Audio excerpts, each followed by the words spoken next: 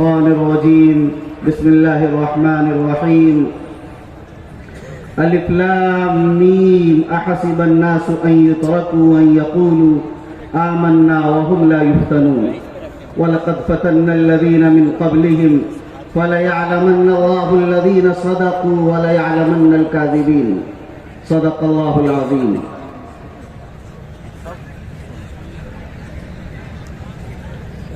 حضرت صدر محترم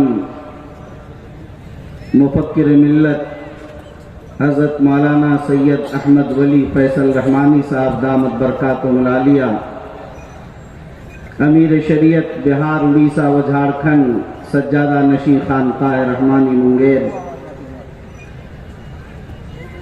ہمارے شریعہ کے قائم مقام ناظم جناب مولانا محمد شبلی القاسمی صاحب، اور ہمارے شریعہ کے قاضی شریعت جناب مولانا مفتی محمد انظار عالم قاسمی صاحب، دارالعلوم وقف دیوبند کے استاذ حضرت مولانا مفتی نوشاد نوری قاسمی صاحب، اور دارالعلوم ندوۃ العلماء لکھنؤ کے استاذ حضرت مولانا مفتی ظفر صاحب ندوی دامت برکاتہم، اور اسٹیج پر رونق افروز ملک بھر کے معزز موقر قیمتی علماء کرام، دانشوران عظام، بزرگوں اور دینی بھائیوں، آپ حضرات کا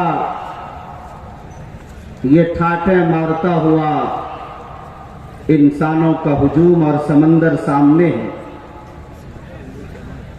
یہ مجمع اور آپ حضرات کا یہاں آنا اور آپ حضرات کی جو دل جمعی دلچسپی اور جس انہماک کے ساتھ آپ حضرات جلسے کو سماعت کر رہے ہیں، اس سے دین سے اور دینداروں سے اور دین کی باتوں کے سننے سے اور ہمارے شریعہ سے آپ کا والہانہ تعلق اور لگاؤ محسوس ہو رہا ہے.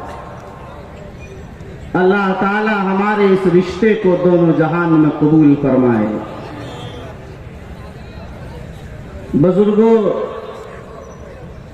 آپ حضرات کافی دیر سے مختلف علماء کرام کے بیانات سن رہے ہیں.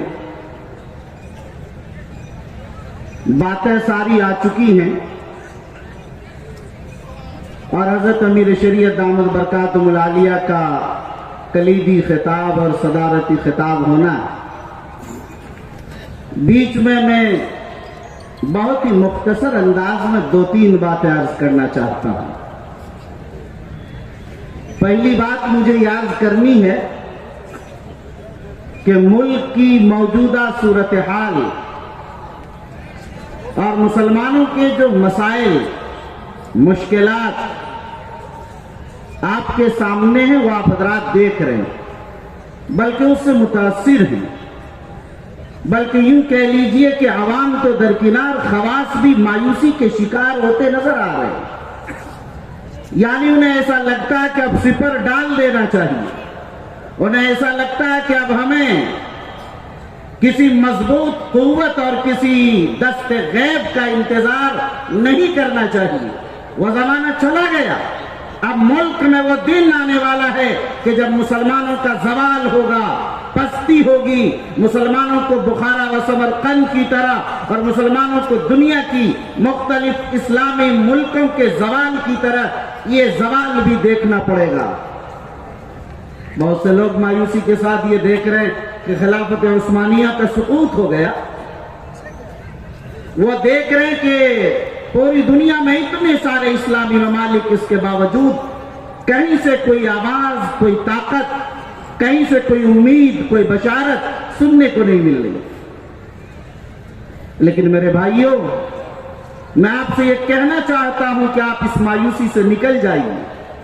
آپ اس سوچ اور اس فکر کو بالکل ہی آپ جھٹک دیجئے اور پیچھے چھوڑ دیجئے، اور اس عزم اور اس حوصلے کے ساتھ جیے کہ جب تک آپ ایمان والے رہیں گے اور جب تک آپ کلمہ طیبہ لا الہ الا اللہ محمد رسول اللہ پڑھتے رہیں گے اس وقت تک آپ پر یہ حالات آتے رہیں گے۔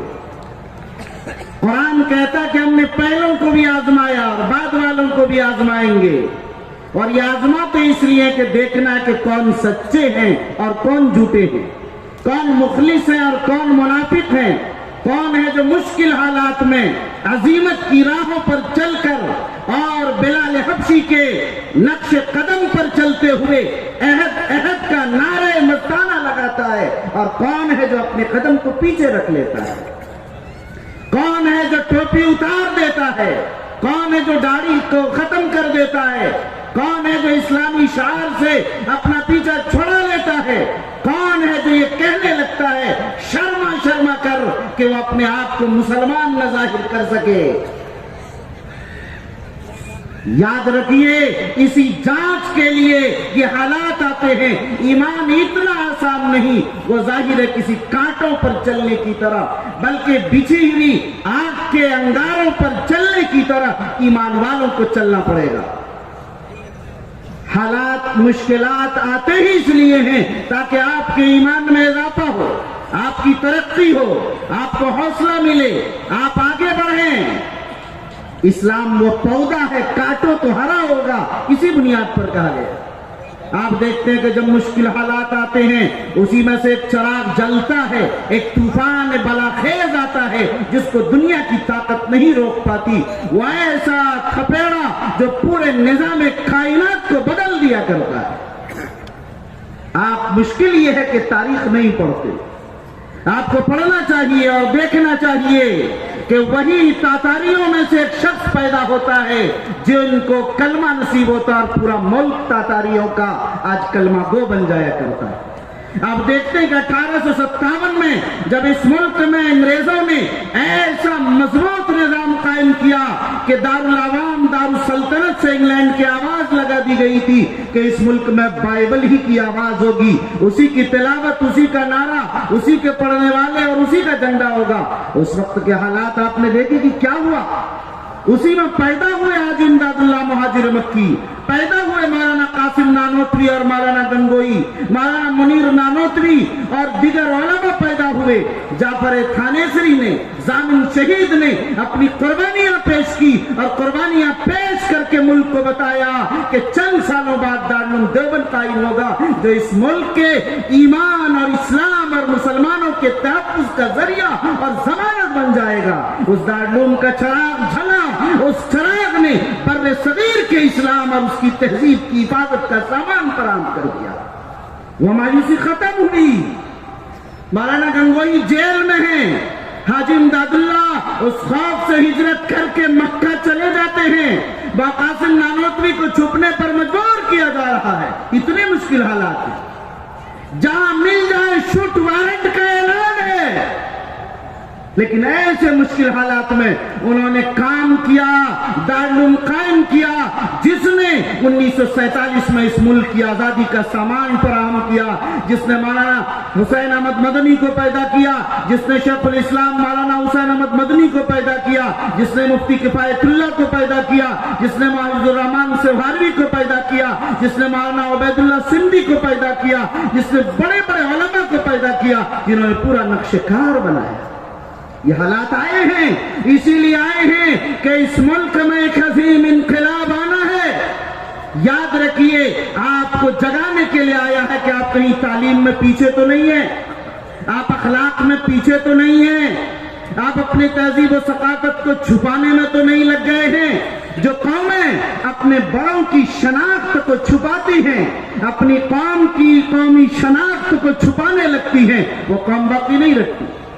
جو قوم اپنے بزرگوں اور اسلاف سے رشتہ توڑ لیتی ہے وہ قوم ختم ہو جایا کرتی ہے۔ یہ قوم قیامت تک رہنے والی قوم ہے۔ اس ملک کے خاتمے کا، اس قوم کے خاتمے کا تو آپ جانتے کوئی معاملہ ہی نہیں۔ جب تک کلمہ لا الہ الا اللہ محمد رسول اللہ سرزمین پر ہے تب تک کائنات باقی ہے، جب تک صاحب ایمان باقی ہے کائنات باقی ہے۔ ایمان نہیں تو دنیا کی روح ختم ہو جائے گی، دنیا فنا ہو جائے گی۔ آپ ایمان کے ساتھ زندہ رہیے۔ اصل مسئلہ یہ ہے اگر آپ ایمان کے ساتھ زندہ ہیں تو سارا نظام درست اور ٹھیک ہے. اس لیے آپ کو میں عرض کرنا چاہ رہا تھا کہ ان مشکل حالات میں آپ مایوس مت ہوئیے، بلکہ پوری قوت اور وقار کے ساتھ اپنے آپ کو تیار کیجئے کہ آپ کو کرنا کیا ہے. آپ عزائم بنائیے، منصوبے بنائیے، اہداف طے کیجئے. ہمیں 10 سال میں کہاں جانا، 25 سال میں اس کو کہاں پہنچانا ہے، 50 سال میں ہمیں کہاں پہنچنا ہے. یہ اہداف آپ کو طے کرنا ہوگا اور اس پر کام نہیں، لگاتار کام کرتے رہنا ہوگا. ہم مسلسل جہد مسلسل کے ساتھ کام کرنا ہوگا. دن اور رات اس میں نہیں دیکھنا ہوگا، اخلاص اور للہیت کے ساتھ میدان عمل میں اتر کر کام کرنا ہوگا. آپ کو بنیادی دینی تعلیم کے لیے مکاتب کا جال بھی بچھانا ہوگا. ہر گھر کو دار ارقم بنا دینا ہوگا، ہر محلے اور آبادی کو صفہ کا چبوترا بنا دینا ہوگا. آپ کو ہر جگہ تحفیظ القرآن بنانا ہوگا، مدارس کو مضبوط اور مستحکم کرنا ہوگا. مدارس سے رشتے کو اپنے آپ کو مضبوط کرنا ہے. اگر مدارس پر آنچ آئے گا، مسلمان اس ملک میں زندہ نہیں رہے گا. مسلمانوں کے لیے ان کی جان تو جا سکتی ہے، لیکن مسلمانوں کے مدارس و مساجد مقابر پر اگر آنچ آنے والا ہوگا تو اس ملک کا مسلمان اسے برداشت نہیں کرے گا. یہ عظمت اور یہ لگاؤ آپ کا باقی رہنا چاہیے. تاریخ بتاتی ہے کہ جب جب علماء پر آنچ آیا، مدارس و مساجد و مقابر پر، کتب خانوں اور لائبریریوں پر، اداروں پر آنچ آیا، اسی کے بعد سے عوام خاموش رہی، وہاں حالات پیدا ہو. اس لیے میرے بھائیوں، پہلی بات تو یہ کہنی تھی. دوسری بات آپ سے عرض کرنی، میں نے دن میں بھی یہ بات کہی تھی کہ خاص طور پر مدارس اسلامیہ اس ملک کے تحفظ کا ذریعہ ہیں. یہ آپ کے ذہنوں میں رہنا چاہیے. میں یہ نہیں کہتا کہ آپ عصری تعلیمی ادارے قائم نہ کیجئے. امارت شریعہ تو عصری اداروں کے قائم کرنے اور ٹیکنیکل انسٹیٹیوٹ کے بنانے اور کالجز کے بنانے اور کوچنگ سینٹر کے چلانے، اس کا تو ایک بڑا ادارہ سمجھا جاتا، آپ جانتے ہیں اچھی طرح. لیکن میں عرض کرنا چاہتا ہوں کہ ان سب کے ساتھ آپ مدارس کی عظمت کو محسوس کیجئے. آپ کے ذہنوں میں رہنا چاہیے کہ یہ علماء، یہ ائمہ، یہ ہمارے لیے بہت قیمتی سرمایہ ہیں. ہمیں ان مدارس کی حفاظت کے لیے ہمیں خود بہتری پیدا کرنی پڑے. مدارس کی زمین کی حفاظت کے لیے ان کے کاغذات ہمارے درست رہنا چاہیے. مساجد کے اگر وقف کی زمین ہے، اس وقت کو سروے میں ہمیں رجسٹرڈ کرانا چاہیے. ہماری بلڈنگوں کے نقشے ہیں یا نہیں، اسے درست کرانا چاہیے. رجسٹریشن ادارے کا ہے یا نہیں، اسے کرایا جانا چاہیے. اگر آپ آڈٹ نہیں کراتے اپنے حسابات کو آڈٹ کرائیے. آپ انکم ٹیکس ریٹرن فائل نہیں بھرتے ہیں تو آپ کو انکم ٹیکس ریٹرن فائل بھرنا چاہیے. آئی ٹی آر کا یہ پورا سسٹم اگر آپ کے ادارے کا اتنا منظم مرتب ہونا چاہیے کہ آپ پر کوئی انگلی رکھنا چاہے تو نہ رکھ سکے. یہ تو ایک بنیادی ضرورت کی چیز ہے، آپ اس کے بغیر نہیں رہ سکتے. یہ آپ کو کرنا ہوگا. بہرحال آخری بات جو مجھے عرض کرنی ہے وہ یہ کہ مسلمانوں، ہمارے شریعہ کی آواز پر آپ یہاں جمع ہیں. حضرت امیر شریعت دامت برکاتہم عالیہ امیر بننے کے بعد شہر ارریہ کی سرزمین پر پہلی بار اتنے بڑے پروگرام میں یہاں جمع ہیں. شہر میں بیر نگر بسریا کے دارالقضا کے افتتاح میں آپ تشریف لائے تھے اور آپ کے ہاتھوں دارالقضا کا افتتاح ہوا تھا. لیکن ابھی آپ کے درمیان تشریف فرما ہے. ظاہر ہے آپ دیکھ رہے ہیں، سن رہے ہیں، اخبارات کے میں پڑھ رہے ہیں کہ اس مختصر مدت میں ہمارے شریعہ نے جو کام کیا اور جس تیزی کے ساتھ ہمارے شریعہ کو ترقی کی راہ کی طرف آپ نے چلایا ہے، آپ سمجھ سکتے ہیں کہ ہمارے شریعہ کس تیزی کے طرف ترقی کی راہ پر چل رہا ہے. تو آپ حضرات کی آواز، آپ حضرات کی طاقت، آپ حضرات کا تعاون ساتھ رہنا چاہیے. اس لیے کہ امیر شریعت جب آواز دیں تو آپ لبیک کہنے کے لیے تیار رہیں. کیا آپ حضرات جب آواز دیا جائے گا لبیک کہنے کے لیے تیار ہیں؟ انشاءاللہ.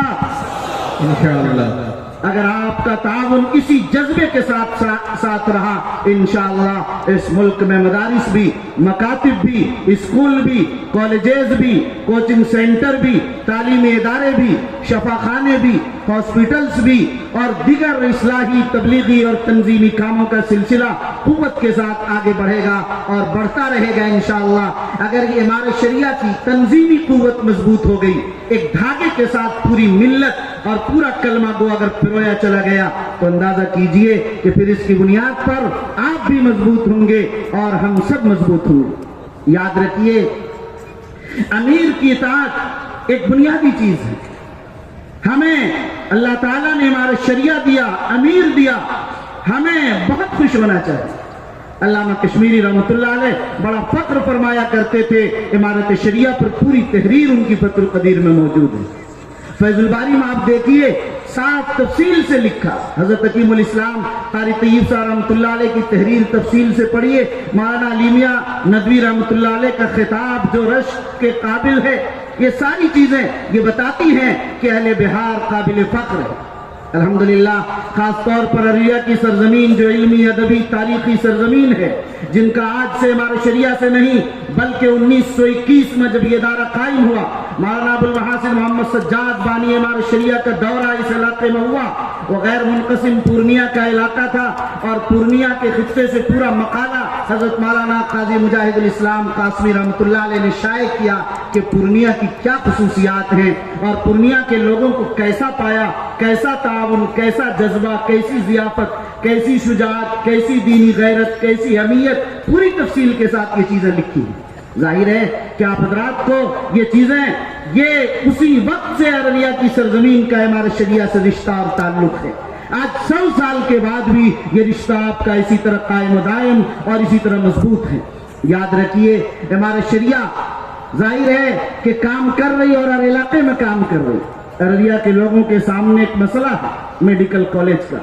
یاد رکھیے امیر شریعت صاحب حضرت مولانا ولی رحمانی رحمۃ اللہ علیہ نے اسی سرزمین پر امیر بننے کے بعد اعلان کیا تھا کہ اگر ہمیں زمین حاصل ہو جائے گی تو ہم میڈیکل کالج قائم کریں گے. یہ اس مجمع عام میں اس لیے صاف کر دینا چاہتا ہوں اور یہ بتا دینا چاہتا ہوں، اس نظام پر ایک بار نہیں، جب ایک بار شورا کے موقع پر یہاں ایک اسکول کے قیام کی بات ہوئی کہ بہار کے ہر ضلع میں CBSE طرز کے 12ویں کا ایک اسکول بنانا ہے، تو میں نے درخواست کی شورا کی میٹنگ میں حضرت سے میں نے کہا تحریری طور پر کہ حضرت ارریہ میں اسکول کے لیے اگر آپ مجھے ذمہ داری دیں تو اس کو آگے بڑھایا جائے. حضرت نے فرمایا کہ آپ کالج کی محنت کیجئے، جن لوگوں کو کالج کے لیے میڈیکل کالج کے لیے تیار کیا آپ ان کا تعاون کیجئے. بہرحال لیکن افسوس کی بات یہ ہے کہ ابھی تک اس زمین کی حصولیابی نہیں ہو پائی. موجودہ امیر شریعت مفکر ملت حضرت مولانا احمد ولی فیصل رحمانی صاحب دامت برکاتہم العالیہ کا جذبہ جس طرح وہ نوجوان ہیں، ان کے جذبے حوصلے بھی اسی قدر جوان ہیں. یاد رکھیے انہوں نے ایک بار نہیں بار بار کہا کہ ارریہ والے زمین کی حصولیابی کریں تاکہ یہ نظام آگے بڑھایا جا سکے. اسی جذبے کے ساتھ موجودہ امیر شریعت بھی اسی پر قائم ہے، گامزن ہے. آج دن میں تو میرے ذہن میں یہ بات بھی نہیں رہی بلکہ انہوں نے خود ہی مجھ سے پوچھا آج دن میں بھی کہ جو ابھی ذمہ داری دی تھی بیچ میں حضرت نے بلا کر یہاں سے کچھ لوگوں سے کہا بھی تھا اور درخواست بھی کی تھی. حضرت نے پوچھا کہ کام کہاں تک بڑھا اور کیا کارروائی ہوئی. ان لوگوں کو بلایا بھی، اس سلسلے میں گفتگو بھی کی ہے اور ہدایت بھی دی ہے، جس کا خلاصہ یہ ہے کہ اگر ارریہ والے زمین کی فراہمی کریں گے تو ظاہر ہے میڈیکل کالج کے جو نارمز ہیں اس کے مطابق انشاءاللہ کارروائی آگے بڑھائی جائے گی. اور اسی طرح یہاں ارریہ کی سرزمین پر مسلمانوں کی کثیر آبادی ہونے کی وجہ سے یہاں ضرورت ہے کہ مزید دارالقضا قائم کیے جائیں، جس کے لیے دن میں بھی قائم مقام ناظم مولانا شبلی صاحب نے اعلان کیا تھا. خود قاضی صاحب نے حضرت مولانا قاضی انظار صاحب نے بھی آپ حضرات کے سامنے دن میں اعلان کیا تھا کہ یہاں ضرورت ہے اس بات کی. اس کے لیے بھی آپ حضرات زمین کی فراہمی کریں اور انشاءاللہ دارالقضا کے نظام کی طرف بھی حضرت نے کہا کہ آگے بڑھا جائے گا. بس یہی چند باتیں آپ حضرات کو یہ کہنی تھی اور اخیر میں آپ تمام حضرات کا میں بحیثیت میزبان بھی سرزمین سے تعلق ہونے کی وجہ سے آپ حضرات کا بے حد ممنون مشکور ہوں کہ آپ حضرات نے ایک معمولی سی دعوت اور آواز پر لبیک کہا اور آپ حضرات نے جس جذبے جس محبت اور عقیدت کا ثبوت پیش کیا ہے میں سمجھتا ہوں یہی ہمارے اور آپ سب کے لیے ذریعہ نجات ثابت ہوگا. آمین. وآخر دعوانا ان الحمدللہ رب العالمین.